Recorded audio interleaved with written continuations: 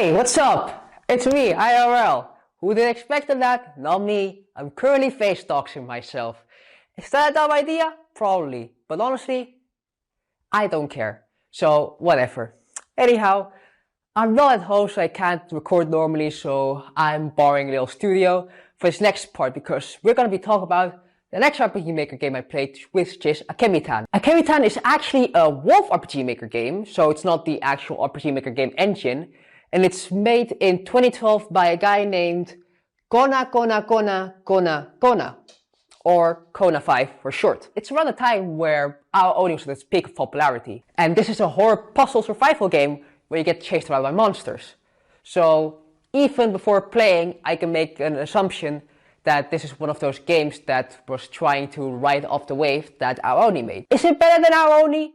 Most likely, actually. Akemi-tan is a game made for Wolf RPG, and it's also a pretty shallow and badly made one at that. The gameplay consists of you walking around looking for certain event tiles. In those event tiles, something triggers. You go walk around the place again, look for items, use said items to solve puzzles, get chased around by monsters, jump scare, cutscene, end of chapter, repeat. So nothing new and nothing that memorable or exciting.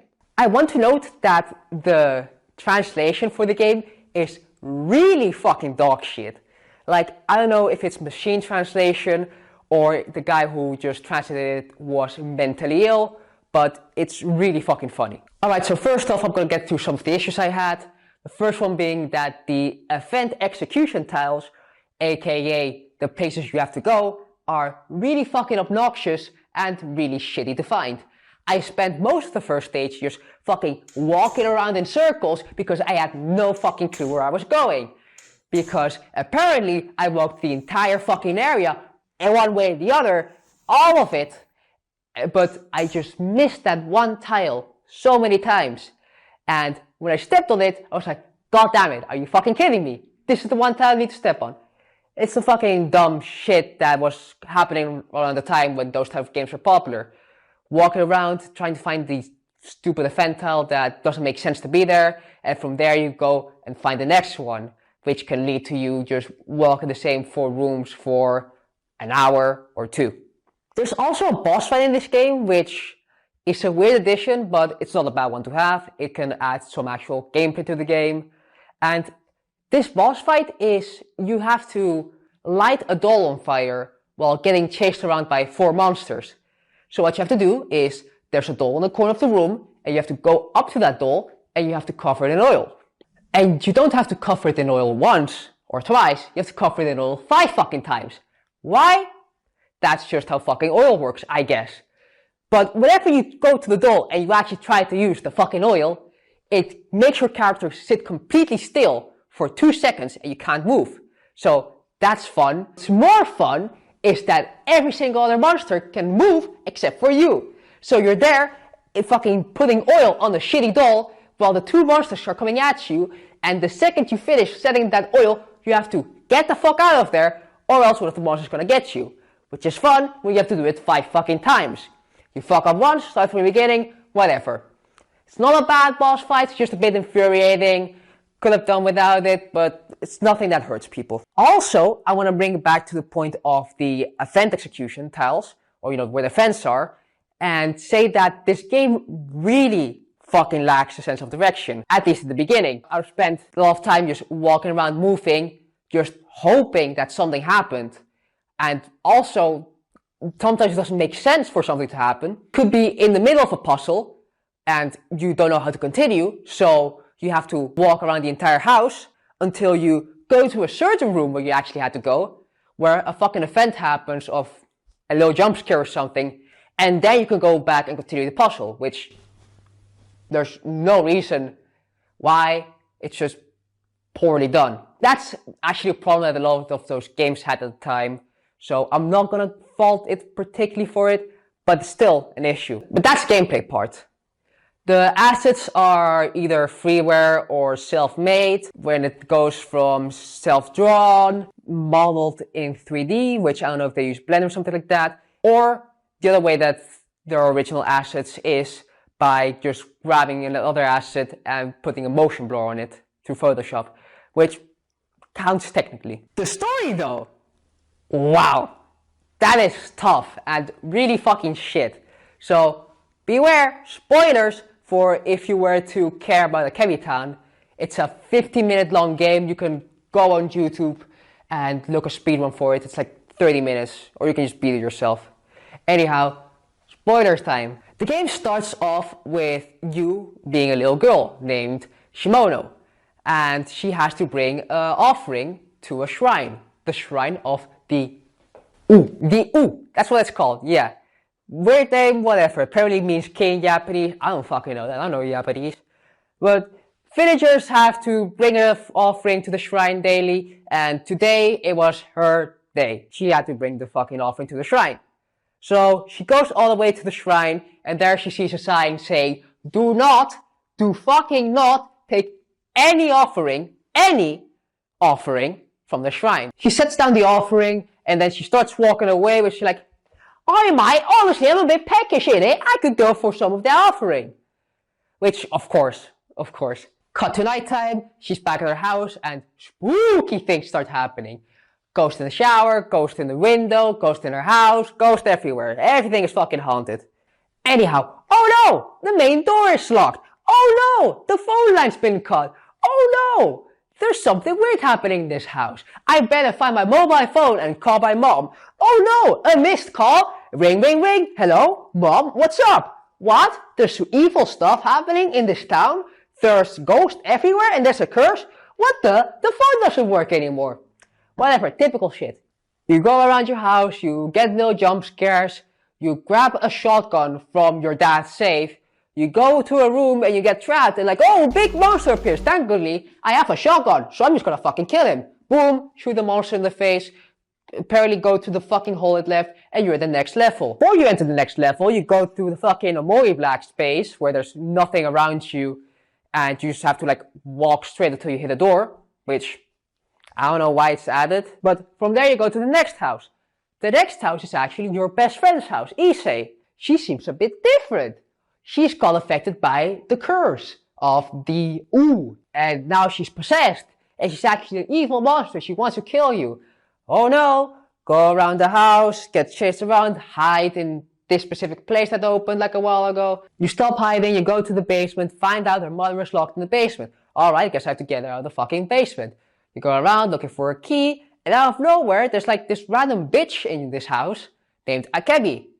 Ow, that's like the game name. Who is Akemi? You don't know yet, but it will be important. You end up going with Akemi looking for the key to the basement until you go upstairs and there's a cutscene and a disembodied voice saying, watch out, that Akemi. Oh, do not trust her. Do not trust that Akemi. She is the evil. She is the curse. And your main character's like, well, Akemi, is that true? And Akemi's like, bam, cut to black. You wake up in another room, there's a fucking dead corpse right in front of you. Well, no, actually not dead. She was talking. She's dying, okay? She's almost dead. So she's there, she's dying, she's like, oh, do not trust that Akemi. Here, have the key to the basement. Then she fucking dies. Who is this bitch? I don't know. She just appeared in this house. Who was the other bitch that was walking around Akemi? I don't know. She just appeared in the house. Anyhow, go down to the basement. Unlock the door, and what the? Her mom, what the? She's affected by the curse too. Simply put, when you see somebody affected by the curse, you grab a sledgehammer and you bash their fucking heads in. That's how you proceed to the next level. Next stage, you go to the Moe Black space again, you go into the next house, nothing fucking important happens here except for that boss fight. You finish that stage, there's a cutscene before you continue of Akemi going up to the corpse that you just fucking bashed in with a hammer, and it just fucking revives her. She just like goes up to the corpse and like, woo! Now her mom's alive again. For some reason. Cool. Next area though. You're in the woods. Uh-oh. My fucking best friend who's still possessed is in this woods. I should do something about that. I'm gonna go behind the wall. I'm gonna wait for it to come around, and I'm just gonna fucking bash her skull in two while screaming, go hell! Kinda funny, not gonna lie. I thought it was very funny when you go around the corner, you find it coming at you, you just fucking bash your skull in. Again, you killed 2 people. You have committed murder. But that's not important, don't worry about that. You try to walk away from the corpse with, oh, woo, she's still alive and now she's strangling you. And, oh no, you're almost gonna pass out, you're almost gonna die. Thankfully, Akemi is there. And she goes up to your best friend these days like, no. And somehow that fucking cures her from AIDS, the fucking curse AIDS that she had. Yep, that's the fucking end of that. No more curse. That's what you thought. Fucking... Issei's family comes around and they're like, oh, watch out, there's a lot of bad things happening in this town. We should go to the mayor's house. That's the only place that's safe from the creatures and the monsters. Okay, so you go to the mayor's house and there's this boy, Yuta, who's the most popular boy in the school. And he fucking does nothing. Basically tells you like, okay, you can go and rest upstairs. That's where your mom and your dad is. So you go upstairs, you reunite with your mother and your father. Like, oh, I'm so happy you're alive. You go into a side room with Akemi and your best friend Issei. You're like, oh, Akemi, you know what? I'm so sorry that I thought you were evil. I just didn't feel good about it, bro. Like, I don't know you. I'm so sorry I was evil. Like, you're such a good person. Anyway, after that scene, you go ask Yuta, the fucking most popular boy in school, where the bathroom is, and he brings you to the bathroom. Go in the bathroom, take a piss for 10 seconds, which I don't know why this is in the game. It's apparently very important. After you go to the bathroom, there's a village meeting, and the village chief goes and says like, the reason why this curse is happening is because someone ate an offering. So all we have to do is sacrifice a person who ate the offering to the U, to bring normality back to this town. During the meeting, fucking your best friend passes out. Like, oh, why did she pass out? Ooh, spooky. So while your best friend is passed out, you go downstairs and you end up in an infinite hallway. You keep walking in one direction like nothing's happening. And when one of us telling you like, oh, don't trust Akemi, she's evil. She appears with some dogs. And she is actually the one that's evil. So you're like, oh no, help me Akemi, help me. Somehow that works, Akemi appears, kills the dogs, and then kills the girl. After that, there's an exposition dump where Akemi tells you that that girl that she killed, she was actually her maid, who she gave powers to, but the maid was actually evil, and she was gonna use the powers given by her to enslave the village. And because she tried to enslave the villagers, it's because she tried to enslave the villagers wanted Akemi and her family out of there. So they kicked them out, but before they do that, Akemi's father goes and builds the shrine to the U and makes it so that all the people in the village every day have to bring an offering. Otherwise, a curse would happen and they would just be in pain and suffering and all these monsters would appear. I have no fucking clue what any of this means, but that's just apparently how it works. How did she get the powers? Why can't her father just fucking make a shrine like we're nothing, like fucking Minecraft? I don't know.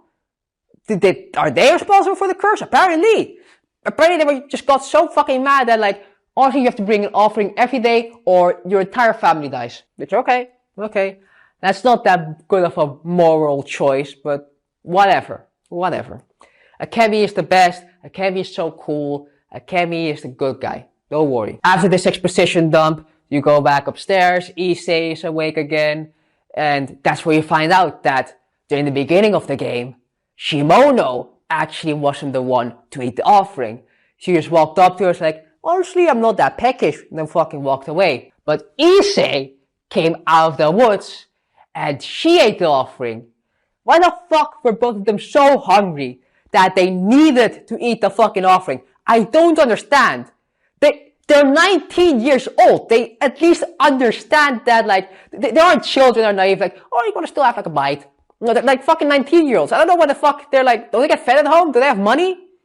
Just fucking grab some food. Why do you need to grab the offering? Anyhow, who fucking cares? Oh, this story doesn't make any fucking sense. After that gets revealed, that Kiri's like, don't worry guys, I got a plan. I will be the sacrifice. So Issei and Shimono are like, no, you don't have to be the sacrifice. No, Akemi, you're so good. In the meantime, Yuta, the most popular boy from the fucking high school, is with the head of the village. And he's like, honestly, we should kill that Akemi bitch. You know why? Because she doesn't live here. She's out of town. If we kill her, then nobody would know. But if we kill one of our own people, the families of that person are gonna leak it out to the outside. But if we kill the Akemi one, nobody's gonna leak it because who cares about Akemi? So the village chief agrees and confronts Akemi like, Akemi, we know that you ate the offering and you should be sacrificed to the O. Skip to the next morning or skip to sometime later. I don't know when this happens, but there's Akemi standing outside and there's like a group of like 6 villagers surrounding her. Behind them, there's Issei and Shimona like crying like, oh no, don't hurt her, don't hurt her. So the way they're gonna sacrifice her is by going up to her with sticks and just beating the fuck out of her. It's like the 3rd time people just get beat to death in this game. So they're there just beating the shit out of her and like, she's presumably dead. But then she starts crawling. Like, oh, watch out, she still has the breath. So they go back to beating her, they beat her so many fucking times that she dies. She gets beaten to death. So Shimona and Issei go to the corpse and start crying, oh no, Akemi, how could it be that you've died? End of the game. That's what you think! Because there's actually a true game route, which you have to do by playing the game again. Fuck that, I'm not doing that. I just watch somebody else do it. So what happens in the true route is that you have a boss fight with the maid, and later on, when Akemi is dead, her father comes up to her, who appears to be a fucking mass of energy, and just like, oh, Akemi, you did well, you deserve another chance at life. And she gets fucking revived, and then the fucking game ends. Now before, there's a scene of the Yuta, the most popular boy in the school, hanging himself, and then the game ends. What? This fucking plot is so convoluted, and it's trying to like sound like normal. Like, oh, Akemi has powers because she just has this. And like, her maid was evil and Akemi gave her some powers because she can do that. I don't know how this works. I have no fucking clue what any of this means. Like, sure, whatever. That's my reality, but this kind of fucking sucks. I know I explained it like in a very, hyperbolic way. But what the fuck do you want me to say? Akemi-tan is definitely a game. 30 minutes, it's not that long, you'll fucking forget about it anytime soon. Where will I put it on the ranking? I'd put it just above our Oni for the simple fact that they at least tried to make a story and that's better than our Oni. So, all the way at the bottom of the list, but just above Ioni.